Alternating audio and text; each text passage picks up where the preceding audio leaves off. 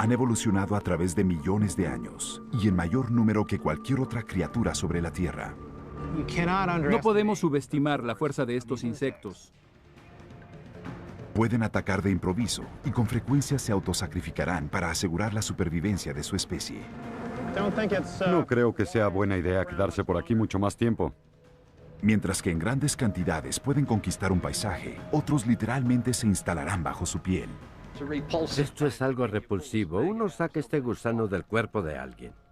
A pesar de que muchos poseen una belleza delicada, millones de personas se han quedado en el camino muertas, víctimas de contagiosas enfermedades que pueden propagar. Vuelan, se arrastran, reptan, se apiñan, pican, muerden y matan. Estos son insectos mortales.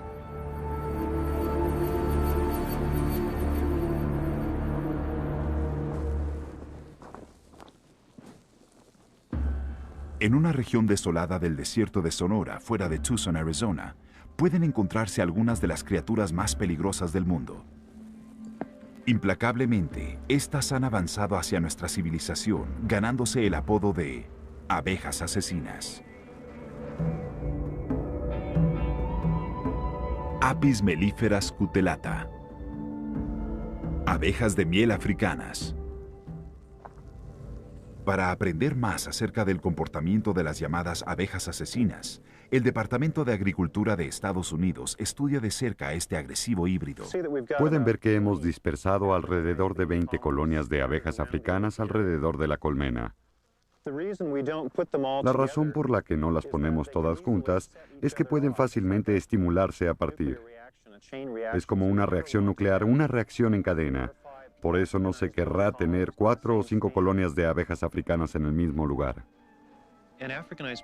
Una abeja africana es simplemente una raza o subespecie de la abeja de miel europea.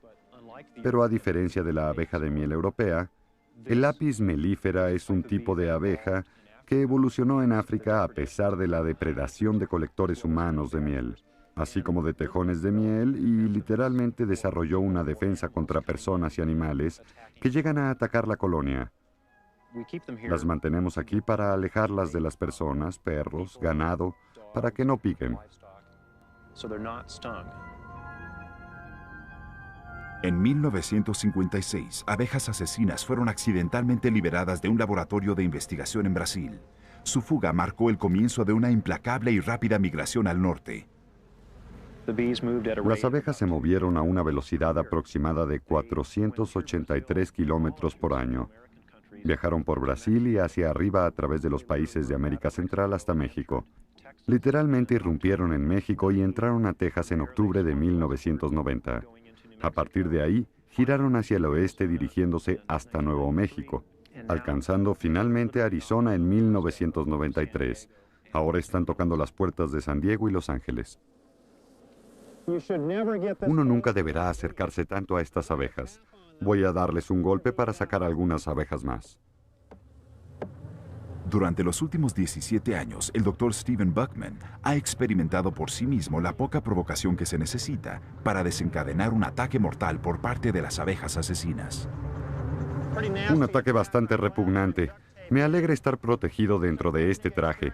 Es una experiencia aterradora el estar dentro de un velo como este con cientos de abejas, y ellas realmente me están apaleando. Me golpean con verdadera fuerza. Vean cómo aún están saliendo agitadas del frente de la colonia. Con esa facilidad para desencadenar su respuesta, cualquiera que tenga la mala suerte de molestar un nido de abejas africanas quedará paralizado ante un mordaz enjambre de abejas en cuestión de segundos. Creo que ya tuve suficiente de esto. Me voy de aquí. Realmente sufrí un ataque bastante violento y no creo que sea buena idea quedarse por aquí más tiempo. Se ha estimado que desde su liberación en 1956, las abejas de miel africanas han matado a más de 2,000 personas. Los ataques más letales ocurren después de que se ha molestado a un nido. Ese fue el caso en 1993, cuando un apicultor en Peoria, Arizona, obedeció la encomienda de sacar una colmena de una casa del lugar. Los eventos de esa tarde han sido reconstruidos. Desde la seguridad de su estancia, John Musselman observó incrédulo mientras el apicultor era atacado por un frenético enjambre de abejas asesinas. Podía ver su traje blanco, pero no como la parte superior del mismo. Toda la parte superior, su torso superior y su cara estaban cubiertas con abejas. Casi de inmediato, el apicultor fue forzado a escapar de la escena. Las abejas, enojadas, permanecían en enjambre cuando la esposa de John, Gina, llegó a casa unos minutos después. Tan pronto como llegué manejando a la entrada, supe que algo estaba mal y las abejas solo se apiñaron en mi auto. Podía oírseles chocando contra el vidrio. Estaba golpeando sobre la ventana, estaba gritando, estaba haciendo lo imposible para llamar su atención. No quería que ella saliera del auto. Afortunadamente, las advertencias desesperadas de John funcionaron y Gina se alejó sana y salva. Las abejas siguieron mi auto. Quiero decir que se quedaron sobre mi auto hasta que me alejé probablemente 800 metros. Después de que Gina escapó, las abejas atacaron al pastor alemán de su vecino. Atrapado en el jardín trasero, el animal no podía defenderse ante el despiadado picoteo del frenético enjambre. Se veía como un caballo salvaje en un corral. Estaba como tratando de salir de allí y me sentía tan mal por él. Unas horas después, uno de los primeros ataques de abejas asesinas documentados en Arizona había terminado. 3 mascotas habían muerto, todas víctimas del letal veneno de las abejas atacantes. Las autoridades solo imaginaban la tragedia que pudo resultar si hubiera habido niños jugando en el área esa tarde.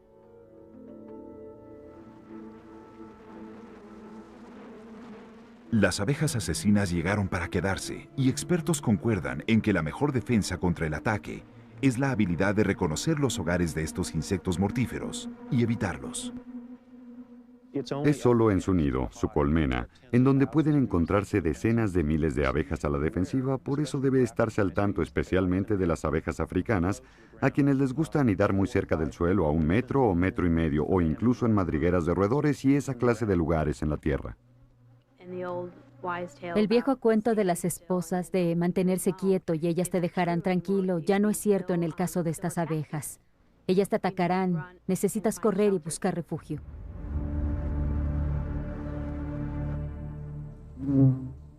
Otro insecto de picadura letal, frecuentemente confundido con abejas, es la avispa. Pero a diferencia de la abeja, que busca el polen como fuente de alimento, las avispas son carnívoras. Se alimentan casi exclusivamente de carne. Dolicio vespula. Avispa vespula.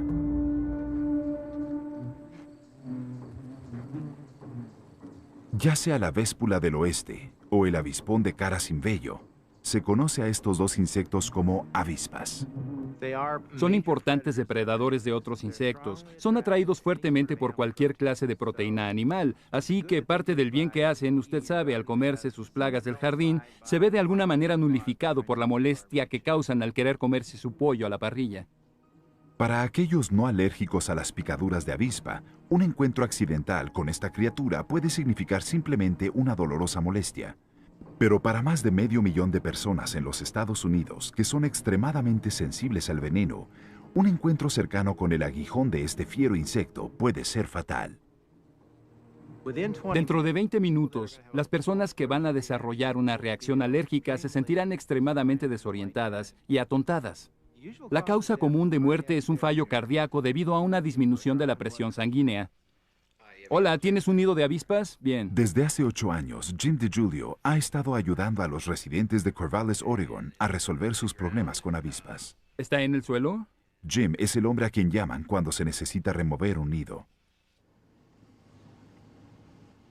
Durante la cumbre de la temporada de avispas, Jim frecuentemente responde a más de 50 llamadas a la semana. En este día en particular, su primer llamada lo lleva a una colonia subterránea de avispas véspulas del oeste.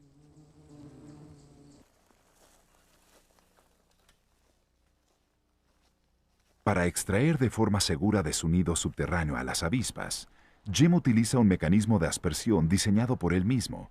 Los insectos quedarán atrapados ilesos en un contenedor de 2 cámaras. Salieron unas cuantas. Esta cosa está sacando véspulas a torrentes. No sé, quiero decir, se están escapando muy pocas. En su mayoría están yéndose dentro. Esto es solo un gran nido. No se puede subestimar la fuerza de un nido de avispas véspulas. Pueden llegar a ser desde 400 o 500 hasta 4 o 5,000 en un nido grande. Son colonias considerables. Cuando he descubierto grandes nidos de tierra en los hogares de personas, estas siempre se quedan pasmadas ante el tamaño verdaderamente grande de la cosa que está ahí. ¡Santo cielo, mira eso! Este es un gran número. Pueden ser miles, permanecerán vivas en la botella y en esencia ilesas el tiempo suficiente para que yo pueda meterlas en una hielera llena de hielo seco. Jim no cobra por sus servicios. Considera a los insectos que colecciona como paga suficiente. En verdad, dentro de 2 o 3 minutos estarán fuera, congeladas. Después de que recolecta y pone a los insectos en hielo, Jim vende las avispas recién congeladas a compañías farmacéuticas que producen medicinas utilizadas para terapias de inmunización de venenos. La segunda llamada de Jim lo lleva a la cochera de una casa local. Aquí una colonia de otra especie de avispas, los avispones de cara sin vello, han hecho su casa. Este nido, hecho básicamente de papel producido por los mismos insectos, debe ser desmantelado antes de poder quitarlo del techo. Este procedimiento ofrece una rara y cercana vista del intrigante y complejo diseño del interior del nido. El interior está lleno de vida. Estos organismos son la siguiente generación de la colonia. Los medios domos blancos que ven son células de crisálidas. Y los animales color marfil junto a ellas son larvas ya crecidas. Pueden ver que se están moviendo.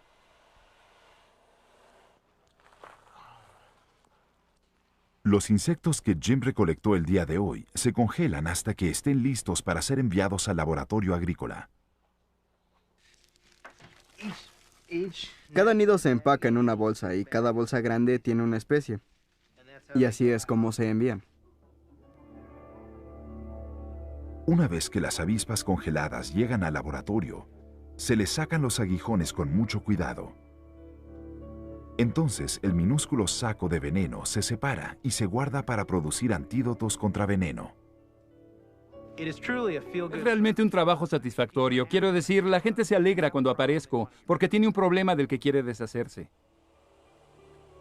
Obtengo dinero del laboratorio al suministrarles avispas véspulas, así que estoy feliz. El laboratorio está satisfecho porque está cubriendo una necesidad y finalmente con este tratamiento se está ayudando a gente que corre el riesgo de morir debido a estos insectos.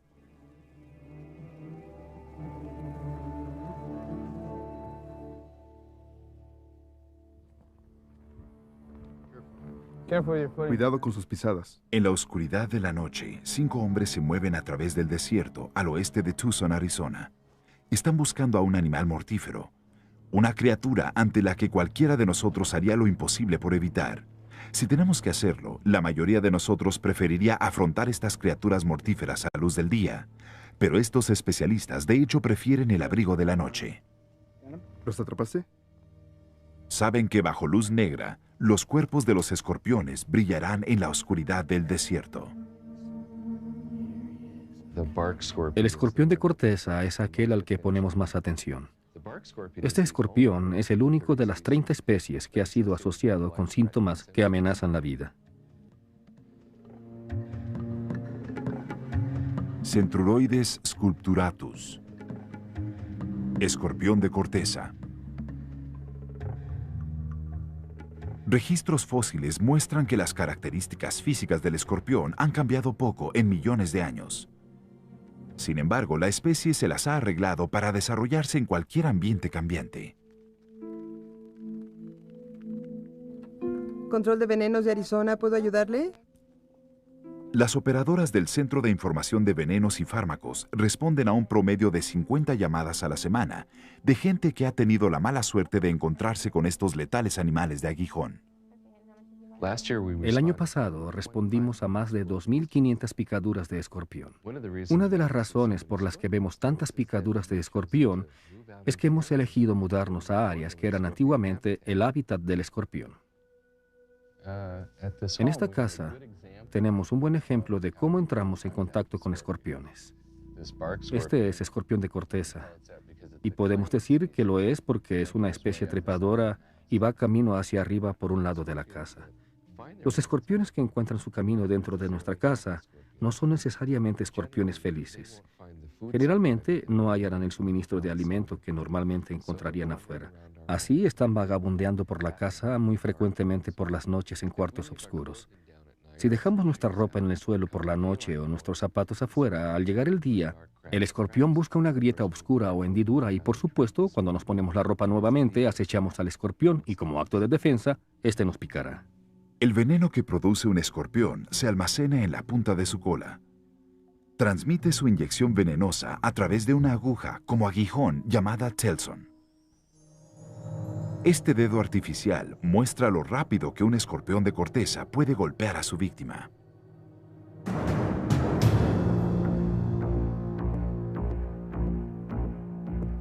La picadura de un escorpión de corteza se nos describió como estar pegado a una vara caliente, y después un tipo de sensación de hormigueo eléctrico que viaja desde el lugar de la picadura, usualmente en dirección al corazón. Muchos síntomas severos podrán incluir contracción muscular, visión borrosa, cualquier dificultad para respirar. La reacción del cuerpo humano al veneno del escorpión de corteza puede variar de una leve náusea y entumecimiento hasta espasmos musculares violentos y fallo respiratorio. Los niños menores de 5 años corren el mayor riesgo. Un niño pequeño obtiene en proporción una mayor dosis cuando se compara con un cuerpo de tamaño adulto que ha recibido la misma dosis. Gracias a la atención médica moderna, no ha habido una muerte relacionada al escorpión en Arizona desde 1968. Este es el aspecto del escorpión velludo gigante. En un esfuerzo por ayudar a las futuras víctimas de picaduras de escorpión, Jude McNally y sus colegas están estudiando las propiedades tóxicas del veneno del escorpión. Una de las cosas que en este momento buscamos es la posibilidad de que incluso entre las mismas especies de escorpiones pueda haber diferencias entre el veneno de un escorpión y otro. Así, actualmente estamos ordeñando a los escorpiones para ver si en realidad cuentan con el mismo veneno neurológico o neurotóxico. Es un tubo capilar muy delgado. Después de colocar un tubo de vidrio delgado sobre el aguijón, se aplica una carga de bajo voltaje al telson del escorpión. Esto provoca una descarga de su veneno, el cual se recolecta en el tubo de vidrio. Para asegurar el suministro abundante de veneno de escorpión, McNally y sus colegas de forma rutinaria viajan al desierto en busca de escorpiones salvajes. Aquí hay uno. Ah, sí. Permíteme abrir la tapa de esto. Déjame hacerlo. Podemos encontrar escorpiones a lo largo de todo el desierto de Sonora, en todas partes de Arizona, literalmente en todos los hábitats. A pesar de la sistemática eliminación de su ambiente natural, todos los indicios apuntan a que estas resistentes criaturas seguirán proliferando justo como lo han hecho por millones de años. Otra clase de insecto que ha estado rondando desde el albor del tiempo es la hormiga. Esta plaga común del jardín es en realidad descendiente de las avispas prehistóricas. Para muchos de nosotros, las hormigas no son más que una inofensiva molestia. Pero si hablamos de una especie del suroeste de los Estados Unidos, esa suposición puede costarle la vida.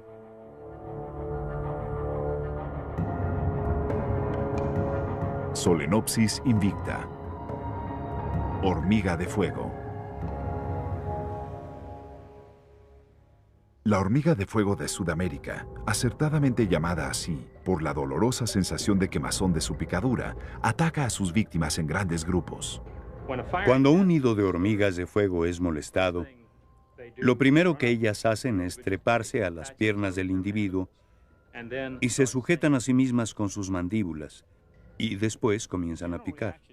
La reacción general ante una picadura de hormigas de fuego es una sensación de quemazón, y después un pequeño abultamiento rojo, y luego de 24 horas se forma una pústula. Si no se atiende, la pústula desaparecerá en 2 o 3 días. Sin embargo, si ésta se rasca, puede aparecer una infección secundaria.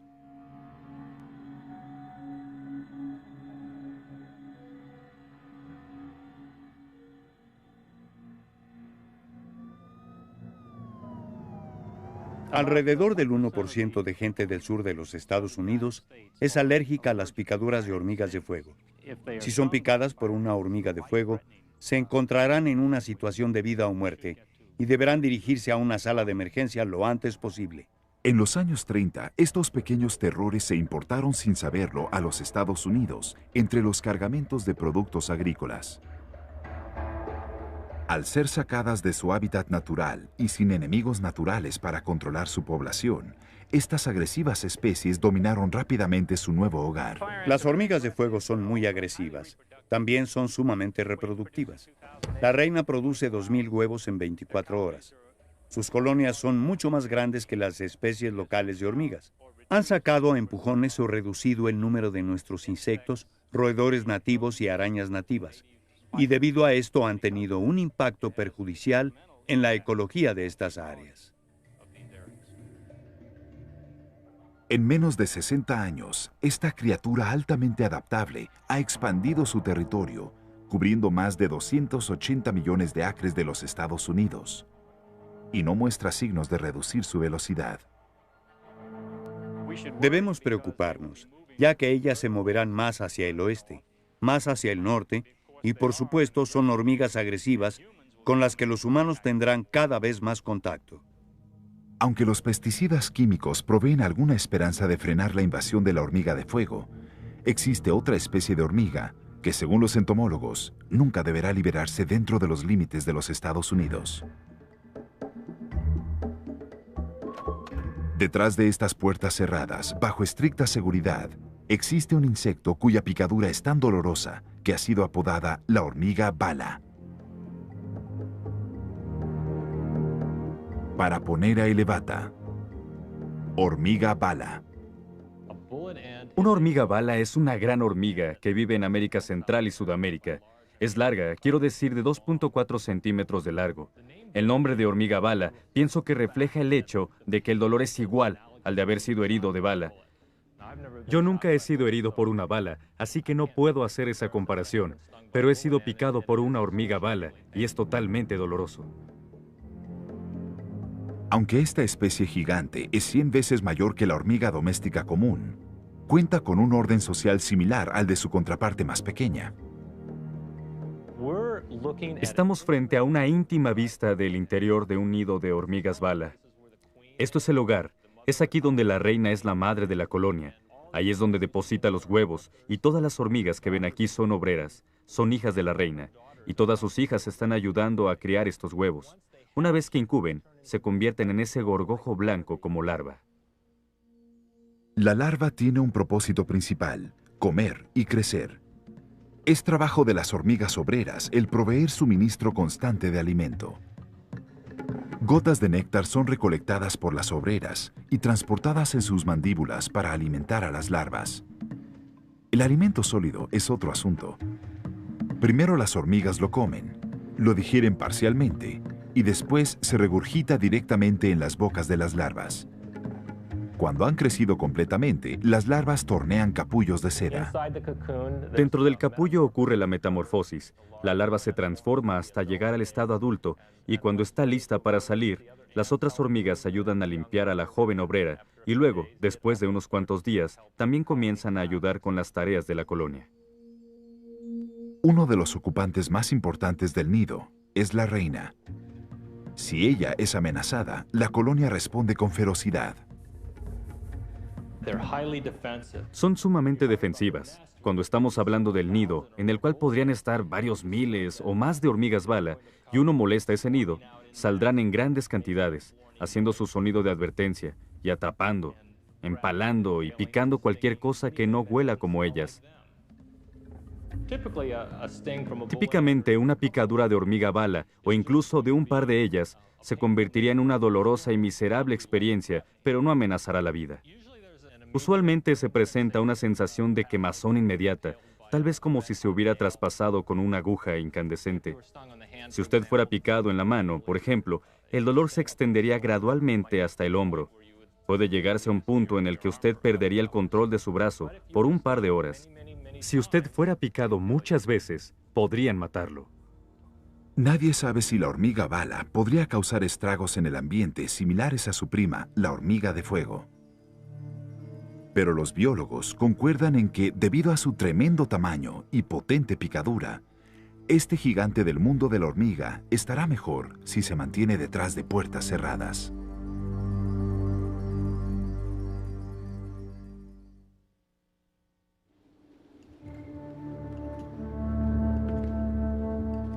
Durante mucho tiempo de su vida, el Dr. Robert Hancock de la Universidad de Cumberland, en Kentucky, ha estudiado a uno de los organismos más mortíferos conocidos para el hombre.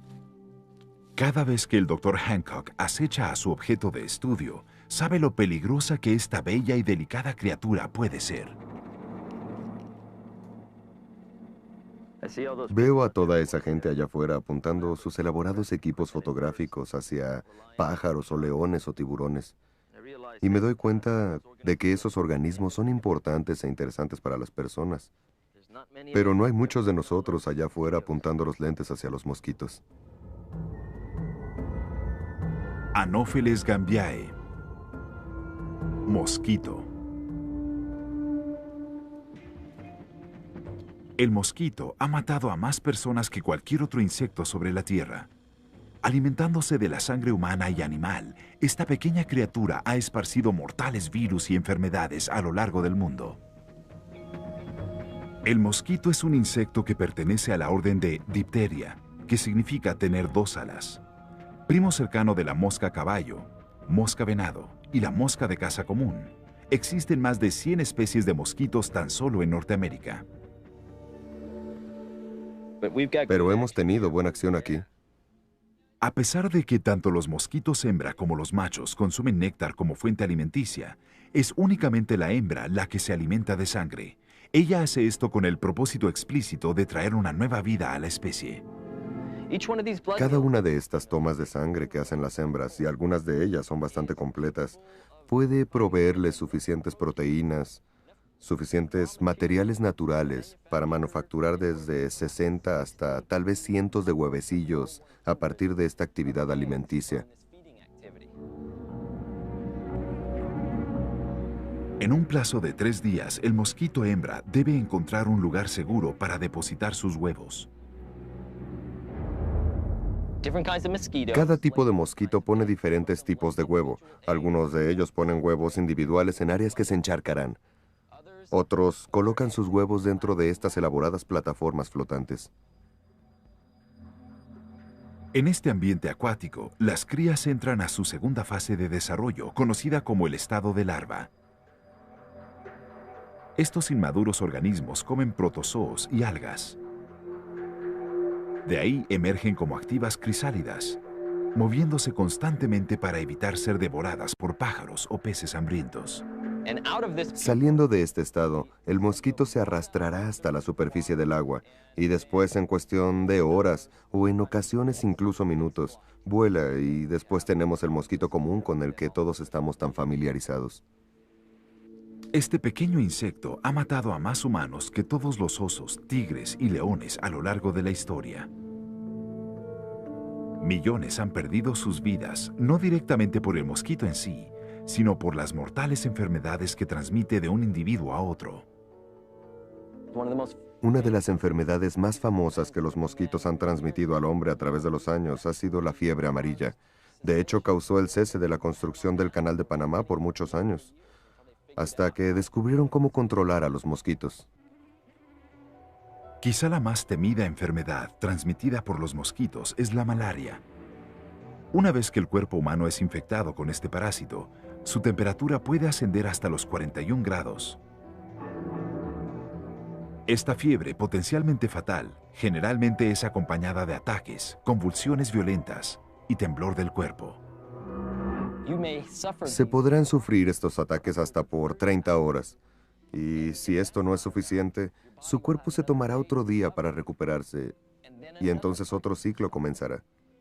Y la gente que muere de esta enfermedad muere de un total agotamiento. Esta terrible enfermedad se transmite cuando el mosquito hembra se alimenta. Ella extrae sangre, insertando una estructura tubular a la piel. A medida que el mosquito perfora hacia abajo, inyecta el daño con su saliva. Esta sustancia dilata los vasos sanguíneos y al mismo tiempo sirve como anticoagulante para ayudar a que fluya la sangre más libremente. Pero como agujas sucias que pueden dispersar enfermedades, es el tubo de alimentación del mosquito el responsable del contagio de las enfermedades. A pesar de su naturaleza letal, Robert Hancock encuentra cierto tipo de belleza en uno de los más mortíferos insectos. He tenido un largo contacto con una especie de mosquito que se encuentra en Panamá y otros lugares de Centroamérica e incluso Sudamérica. Es grandioso, con grados de azul metálico y grados de plateado metálico, que recubren su superficie superior e inferior respectivamente. También tiene estos enormes remos que se extienden. Su número es bajo, así que si usted camina en la selva de Panamá, por ejemplo, sería afortunado si alguno de estos mosquitos lo picara en un periodo de 2 días, a menos que sepa dónde encontrarlos. Así, ciertamente no son molestos. Y de hecho, yo me tomaría el tiempo para alimentarlos, solo para asegurarme que más de ellos saldrán, porque son bellos. Creo que es una clase de relación de amor-odio la que tenemos con el mosquito. En ella estamos fascinados por su biología y la manera en cómo hacen las cosas. También odiamos a los mosquitos en todo el mundo por las enfermedades que transmiten.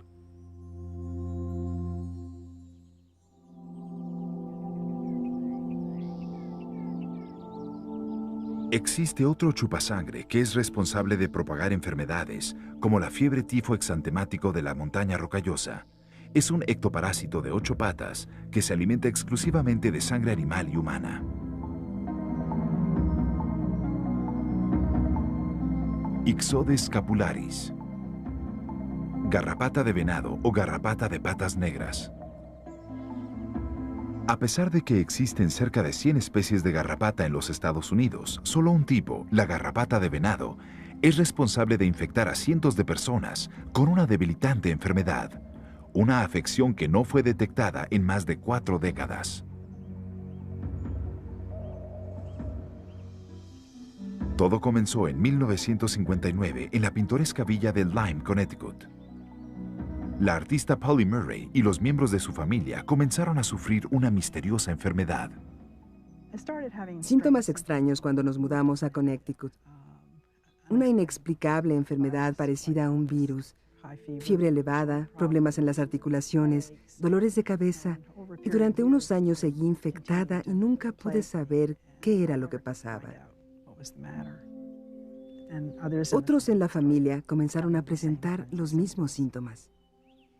Para 1975, los mismos persistentes síntomas que habían infectado a la familia de Polly durante años ya eran imperantes a lo largo de la comunidad de Lyme. Me volví realmente frenética. No podía entender qué era lo que pasaba, pero seguíamos enfermándonos recurrentemente hasta que finalmente decidimos llamar al Departamento de Salud del Estado en Hartford y reportar que parecía haber un problema en nuestra área. Después de una investigación intensiva, los oficiales de salud del gobierno descubrieron que todas las víctimas de la enfermedad compartían una misma característica. Cada una había sido infectada por una bacteria transmitida por las garrapatas de venado. Fue el caso de un paciente el que permitió a los doctores rastrear la bacteria hasta la garrapata. Un hombre vino a la clínica en busca de tratamiento y no se había quitado de encima a la garrapata. Usted sabe, tal vez debió hacerlo al principio, pero aún tenía a la garrapata en el centro del salpullido. Y esta fue la prueba que necesitaban. Definitivamente, esta era la causa. Los investigadores llamaron a esta aflicción recientemente descubierta enfermedad de Lyme. Esta es la especie de garrapata asociada con la enfermedad de Lyme. Esta es la hembra adulto. Y las hembras y machos adultos abundan desde noviembre hasta alrededor de abril, o posiblemente hasta el inicio y mitad de mayo. Los humanos entran en contacto con las garrapatas de diferentes maneras. Una es obvia, y es cuando salen a un ambiente boscoso, caminan a lo largo de un sendero, o entran en contacto con vegetación que tiene garrapatas sobre las puntas de las hojas, o pasto, u otras formas de vegetación. La garrapata se arrastrará hasta el anfitrión y después se moverá hacia arriba para encontrar una superficie de piel en la cual incrustar las partes de su boca. Después comenzará a succionar la sangre y se adherirá al anfitrión por algunos días. Si no se le molesta, la garrapata se hartará de sangre y se separará de su anfitrión. Si la garrapata es portadora de la bacteria que causa la enfermedad de Lyme, los síntomas aparecerán pronto. Usualmente la gente, dentro de 2 o 30 días posteriores a la mordedura de garrapata, desarrollará una gran lesión roja en la piel en el lugar de la mordida. Algunas personas no tienen más problemas que ese. Otras podrán presentar problemas cardíacos y neurológicos. Los estados ulteriores de la enfermedad de Lyme pueden ser temporadas recurrentes de artritis, usualmente en las articulaciones principales. Así, la enfermedad de Lyme, como la conocemos hoy, es realmente un complejo de diferentes desórdenes. A pesar de que no es fatal, si no se trata, los efectos de la enfermedad de Lyme pueden ser debilitantes. Mientras que los antibióticos pueden ser efectivos para tratar los comienzos de la enfermedad, la mayoría de los doctores creen que el mejor método de prevención continúa siendo la temprana e inmediata eliminación de cualquier garrapata.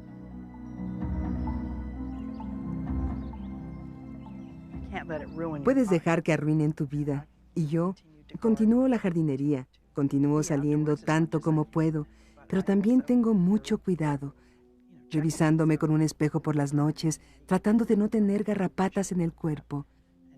Pero aún así, uno puede no encontrarlas, por lo que hay que mantenerse periódicamente buscando garrapatas en el cuerpo.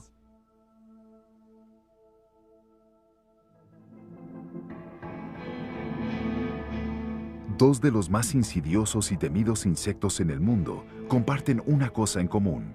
Se alimentan de los humanos, pero cada uno en forma muy diferente. El Dr. Paul Katz, cabeza del Departamento de Entomología en la Universidad del Estado de Washington, ha pasado la mayor parte de su carrera estudiando a estas extrañas criaturas. Un insecto que Katz encuentra particularmente interesante realiza rituales reproductivos que son de los más extravagantes dentro del mundo de los insectos. Dermatobia hominis. Mosca tórsalo del humano. La llamada mosca tórsalo del humano localiza a un potencial anfitrión, entonces se acomoda a un lado de este y espera que otra mosca o mosquito vengan a alimentarse de él. A medida que el mosquito se acerca, la mosca tórsalo vuela y lo captura en el aire. Después se tira hacia abajo con él y mientras esto sucede deposita 8, 9 o 10 huevos en el abdomen de dicho mosquito para luego liberarlo. Cuando el mosquito infestado de huevos se alimenta unos días después, el calor corporal de su víctima causa que se incuben los huevos de la mosca tórsalo. Pequeñas larvas caen sobre el nuevo anfitrión y amadrigan dentro de su piel. Después de que la larva de la mosca tórsalo penetra la piel, comienza a crear una úlcera en forma de llaga al alimentarse del tejido conectivo del anfitrión. Tiene como ganchos en la boca, como un par de colmillos que rasgan esos tejidos.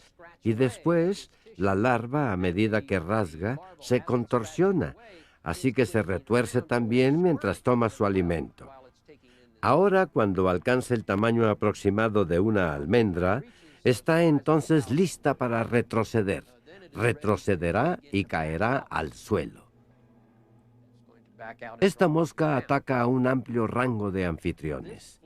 También están en este rango de anfitriones las personas. Por ello ha sido llamada la mosca tórsalo del humano. Pero a pesar de que el Dr. Katz es gran conocedor del ciclo de vida de la mosca del tórsalo, no está tan empapado al respecto como uno de sus amigos y colega entomólogo, el Dr. Charles O'Brien. Mi investigación se relaciona con gorgojos, así que viajo a Sudamérica, a China, a India o a Australia para tratar de recolectar estos insectos. En la primavera de 1994, el Dr. O'Brien pasó varias semanas en las junglas de Sudamérica, recolectando especímenes para su investigación. Poco después de su regreso a casa, le inquietó una herida sobre su brazo que tardaba en curar. Desperté en la mañana, alrededor de las 4, y una parte de mi brazo me estaba doliendo. Eso me sorprendió y pensé, bueno, tal vez esta sea una pista de que hay algo ahí adentro. Así que decidí limpiar la herida un poco. y poner mi brazo bajo el microscopio.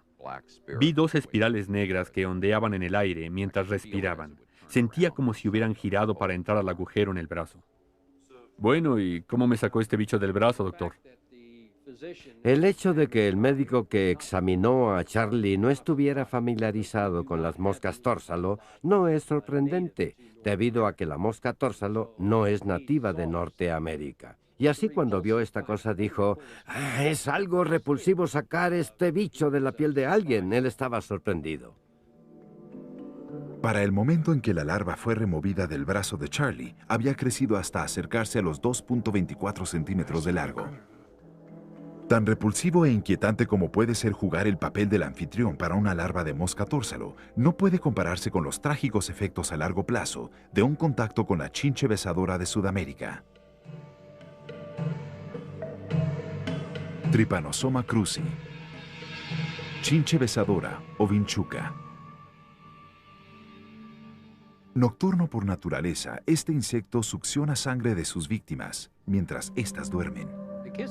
La chinche besadora se alimenta de un amplio rango de diferentes tipos de anfitriones, particularmente de personas.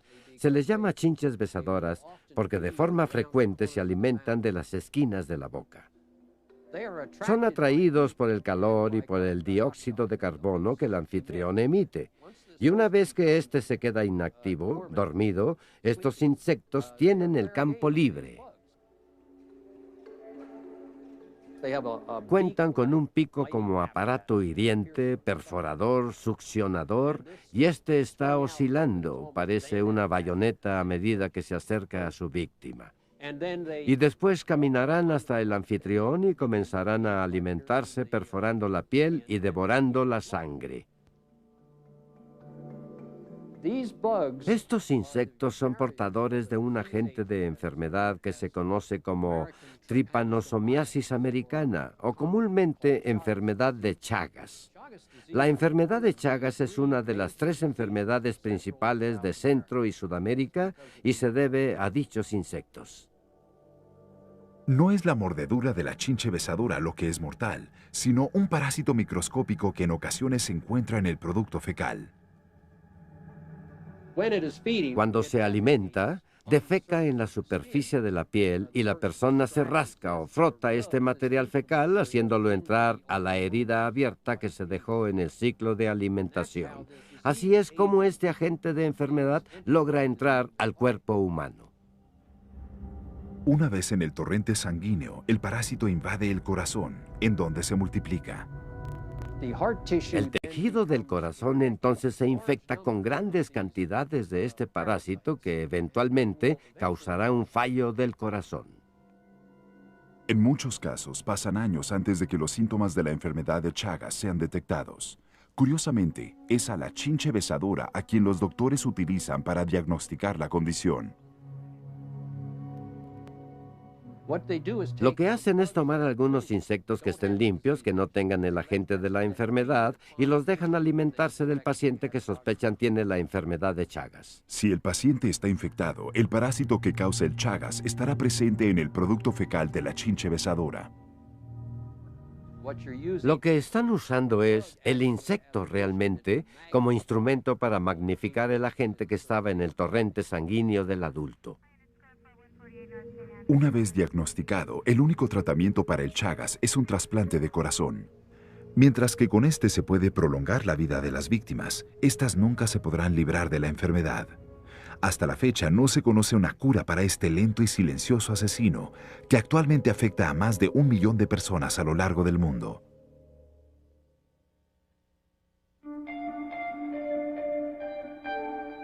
Tal vez las más temibles alimañas en el mundo son las arañas.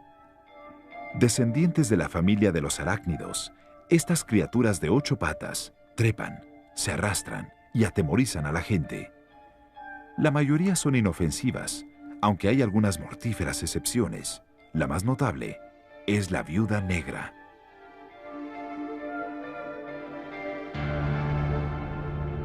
Latrodectus mactans. Viuda negra. A pesar de que las viudas negras se encuentran en todo el mundo, es solamente en este país en donde tienen ese nombre. La viuda negra en Australia se conoce como espalda roja. En Sudáfrica se conoce como araña de botón de zapato. La viuda negra es un miembro de la familia violín de las arañas. La hembra de esta especie, 3 veces más grande que el macho, se reconoce fácilmente por su cuerpo largo y negro y unas distintivas marcas rojas de reloj de arena en su estómago. Se llaman así viudas negras por la falsa creencia de que cada vez que la hembra se aparea, mata después al macho. Estudios han mostrado que las hembras generalmente matan a los machos si tienen hambre. Si no tienen hambre, el macho se escapa para luego aparearse otra vez. He trabajado con arañas viuda negra por 20 años. Las he cargado. Yo sé cómo hacer esto. Son criaturas muy peligrosas. No intenten esto en casa. Pueden matar. El trabajo de investigación de Rick Vedder con las viudas negras le ha dado cierta confianza para manejar a estas criaturas mortíferas. Una confianza que pocos de nosotros tenemos. Las arañas viuda negra no son todas agresivas. Son increíblemente tímidas. Vuelve acá. Corren al primer indicio de una criatura más grande cerca de ellas. Y de hecho, cuando trato de atraparlas, tengo que ser muy rápido para agarrarlas sin que ellas se escabullan. Pero si se le acorrala sin opción alguna, la viuda negra se defenderá. Típicamente, la mordedura de una viuda negra no es algo que se sienta. Es algo como un pinchazo. Dentro de 1 hora más o menos, el veneno empieza a surtir efecto. Podrán sentirse los músculos del estómago rígidos y después un sudor localizado. A las 8 horas siguientes más o menos, el dolor comienza a ser tremendo y después uno generalmente busca atención médica. Años atrás, antes de que hubiera antídotos para veneno, parece que mataron aproximadamente al 5% de la gente que mordieron. Hoy en día existen suficientes tratamientos médicos para la mordedura de viuda negra que solo causa dolor e incomodidad, y generalmente la gente puede tratarse para ello. Ya es de noche, las viudas negras están saliendo con plena fuerza. Como pueden ver, allí hay una linda hembra, justo ahí. A pesar de que se encuentran a lo largo del mundo, en los Estados Unidos las viudas negras son más comunes en las regiones del sur y oeste, y Rick sabe justamente cuál es el ambiente al que estas mortíferas criaturas les gusta llamar hogar. Las viudas negras se encuentran más frecuentemente en áreas remotas, pedregales, bajo basura, en edificios antiguos. Aquí está una telaraña de viuda negra y quizá puedan escuchar cuánto ruido hace cuando la rasgo. Las hebras de seda de la telaraña de la viuda negra son tan fuertes que fueron utilizadas para los cursores en cruz en las miras de los rifles durante la Segunda Guerra Mundial. No muchas arañas construyen esa telaraña tan fuerte. Ahí está una muy bonita viuda negra. Muy buen espécimen. Bonito reloj de arena, justo ahí. A las arañas viuda negra les gusta construir su telaraña cerca del suelo, para poder recoger cosas como grillos y otras criaturas. La veo irse para el otro lado. Sí, ahí va. Las viudas negras tienen una función en este mundo, como cualquier araña. Son predadoras y escogen insectos como víctimas, así que tienen una función importante. Pero luego, nuevamente, son una amenaza por ser venenosas y la mayoría de las personas querrán matarlas y deshacerse de ellas. Pero yo tengo una tendencia a quererlas por aquí. Eso es.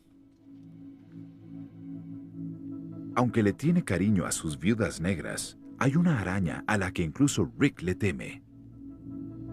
En los Estados Unidos tenemos la araña viuda negra, araña del cuadro, y también tenemos en el Pacífico noroeste a la araña Tegenaria agrestis. Pero ninguna de ellas es tan mortífera y peligrosa como la de tela de embudo de Sydney. Nativa de las costas del este de Australia, la araña de tela de embudo de Sydney es, entre todos, el arácnido más mortífero del mundo. Atrax robustus. Araña de tela de embudo de Sydney. Con una mordedura que puede matar a un humano adulto en menos de 1 hora, esta criatura fácil de provocar es tal vez la araña más agresiva del mundo. Los instrumentos a través de los cuales pasa el mortal veneno son 2 colmillos cargados, capaces de penetrar una bota de cuero. En los especímenes más grandes, los colmillos pueden llegar a los 63 milímetros. Tienen que abrirlos hacia abajo como dagas. Así que el animal tendrá que enderezarse para liberar esos colmillos y encajarlos hacia abajo. Una vez mordidas, las víctimas cuentan solo con unos cuantos minutos antes de que comiencen a sentir los efectos del altamente tóxico veneno de la araña. El veneno de la tela de embudo viaja bastante rápido y lo que se siente es una parálisis con contracción nerviosa. Los músculos del paciente se contraen y algunas veces muy violentamente. De forma eventual, el paciente cae en coma y se afectan los centros respiratorios. Por lo regular, el paciente muere de asfixia. Durante décadas, los australianos han vivido con temor constante hacia estas mortíferas criaturas.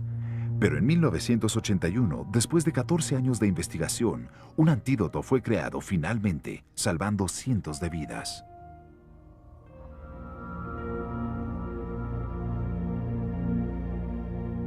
Desde la letal mordedura de la araña de tela de embudo hasta las picaduras de las abejas asesinas, todas estas criaturas representan una genuina amenaza para la humanidad. Sin embargo, también se encuentran dentro de las formas de vida más antiguas sobre la Tierra, y su habilidad para sobrevivir y adaptarse en un mundo dominado por humanos es extraordinaria. Y mientras algunos de nosotros quisiéramos tener a estos mortíferos insectos erradicados de la faz de la Tierra, no hay duda de que cada una de estas criaturas juega un papel único en el drama continuo de la naturaleza, de la vida y de la muerte.